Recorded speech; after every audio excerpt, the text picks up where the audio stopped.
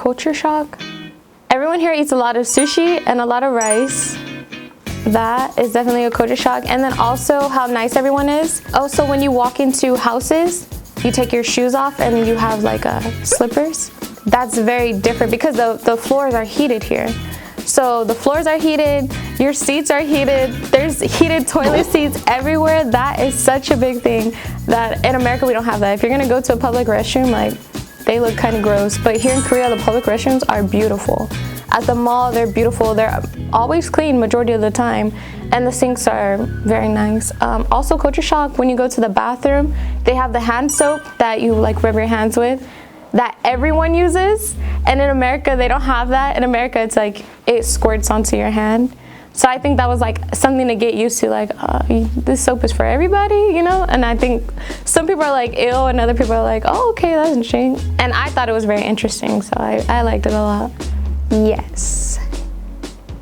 Can I tell a story about it? I was going to a jjimjilbang. I knew about these, they were like, just go to a sauna, and I was like, okay, well, I don't know what to do in there, and obviously at the time I spoke like zero Korean, and so we went to the jjimjilbang, and they give us the clothes, and we're like, oh, okay, I guess we gotta change. And I remember we like kept clothes on underneath and then just put it over our clothes, and they were like, this girl luckily was like showing us around, and she was like, no, you have to take off all your clothes. And we went into the sauna part, and we just wanted to look around initially, and we were fully clothed in the sauna part, walking around staring at all the other women that were naked, but they were staring right back at us because like we just looked ridiculous walking around in clothes in the sauna.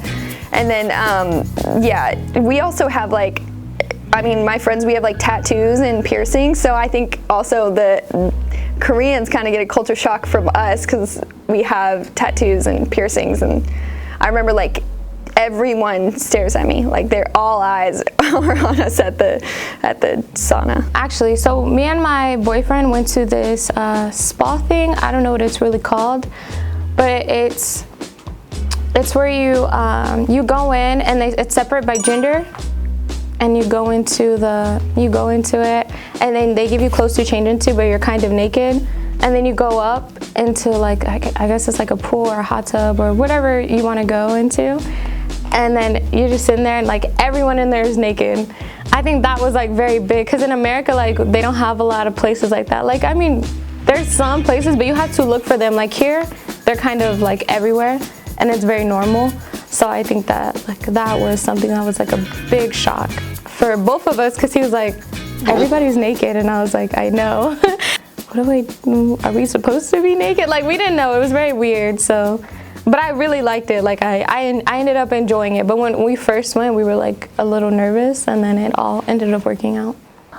So like I was saying about the buildings, I think it's there's two things I have to say. So there's tall. The buildings are very tall. I will say that's not something you really see in America. It's usually like spacious, like you have room, but the houses are really like close together, and I thought that was just really, not weird, just different. And I remember I was calling like my people back in America, and I was like, these houses are like really weird, they're built tall. And my second thing is, I guess in like America, there's like different races and diversity, I will say, in America, and it's kind of really just like kind of the same. You have that one culture here, really. You don't really kind of see two different. It's like the one thing, and in like in America, you have people coming from all over the world. That's in America. So I'll say like it's just kind of like this the one culture. So I'll say that's kind of a culture shock, even though it's a culture thing. But yes. Very much. I was very surprised when I got here. I guess that's the word. I don't really know what the word is. Everything's just very different. Very, very different than the US. I mean, when we would go out, people would stay out all night. Like, stuff is open all night. The transportation was a huge culture shock. I mean, just looking at the signs in the subways, like how big the actual subway is, and I guess one of the apps, Kakao Map, I think it is. Just looking at that, I'm like the most confused person ever. But once I started understanding it, it was a lot. Like, I couldn't believe that's really how it's set up. There's a whole road underneath us right now. Like, that is insane to me, honestly. That is insane, because it's not like that in the US at all. There's like one train, that's it. I can't believe how, when I walked into GS25, I couldn't believe how cheap the alcohol was. That honestly was a culture shock. That was very culture shocking to me.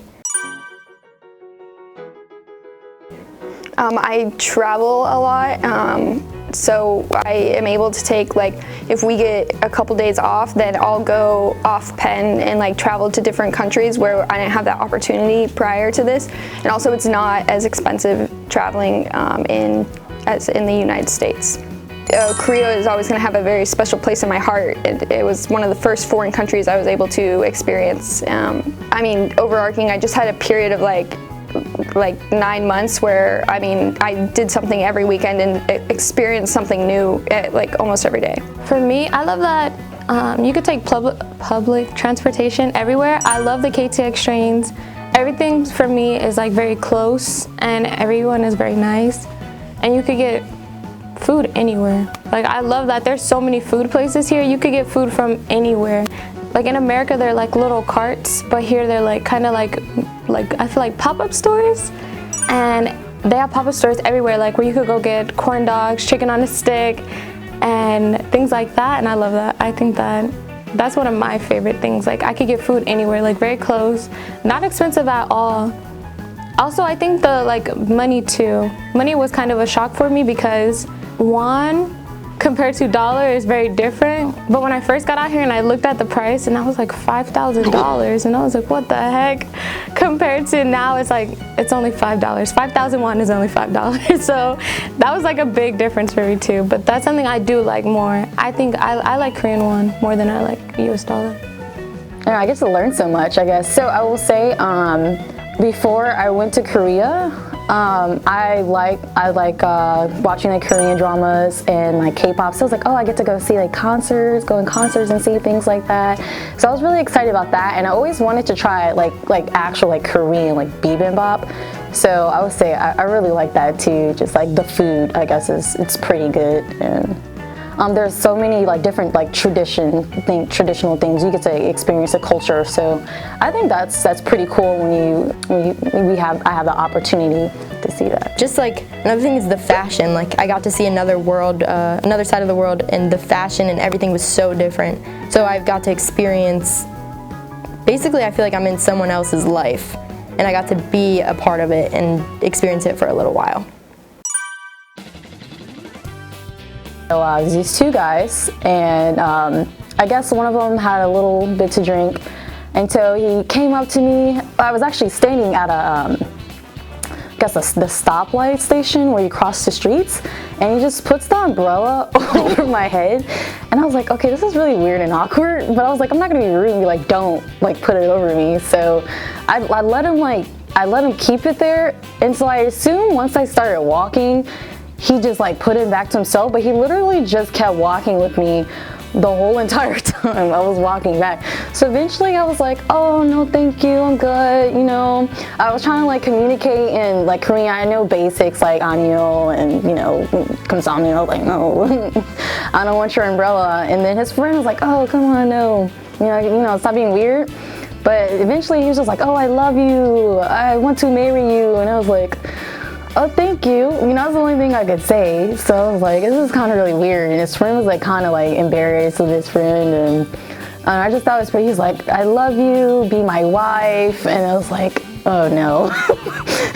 And it was kind of, honestly, it was kind of like in a movie, kind of, you know, the umbrella over my head and I love you, marry me, and just like, it was really weird. But I thought that was a very interesting story. It was pretty funny. Some guy was trying to like marry me. I think my family came here to visit 2 months ago, November, and my brother and my sister, all three of us are very different. My brother's bald and has a long beard, like Santa Claus, and it's like reddish brown, and my sister has red hair almost down to her butt, and it's bright red, it's natural hair, and my mom also has red hair, red curly hair. And we all went out one night, and my brother's head's baby's bottom bald, like it's very bald, and a Korean girl asked if she could touch it, and she started rubbing his head because she thought it was so amazing that he didn't have hair. Like she was amazed that he didn't have hair, and it was like really funny. It was really weird.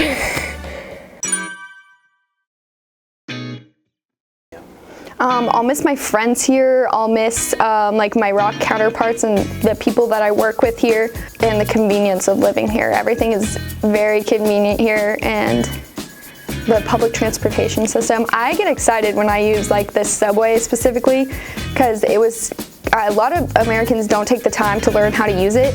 So when I like mastered it, I think I'll miss the subway most of all. I think I will miss the people, because everywhere I go, people are so nice all the time. People are like, oh, hi, like people want to talk to you.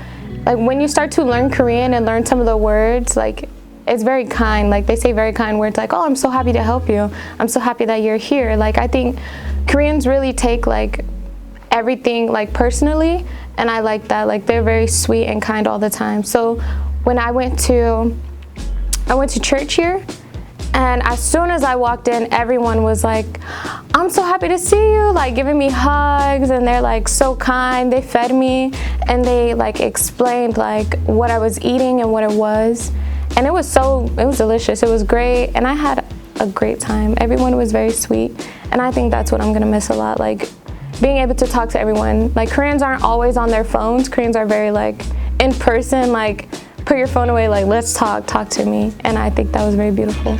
I guess convenience and the prices, they're very cheaper, I will say here. I can go to like a grocery store, I guess, or for not good prices, or I can go, and it's very close by too, like because America is like way bigger than the Korea, and so it was like shorter, like Seoul was like what, hour distance, so that's not bad at all when you take the train. So I'll say that's pretty funny. You just have something. I say there's a lot of things to do here, so I guess I'll miss that, having that Korea experience is what I'll miss. I'm gonna miss, I guess, the soju, because I know they have it in the US, but it's also like $9. But I think the transportation is gonna be a big one, like going back and having a car instead of just, you know, getting on the bus or the train that takes you right in front of where you need to be is gonna be very different. And not living in a city, I'll be back in like a country, so it would be very, very different.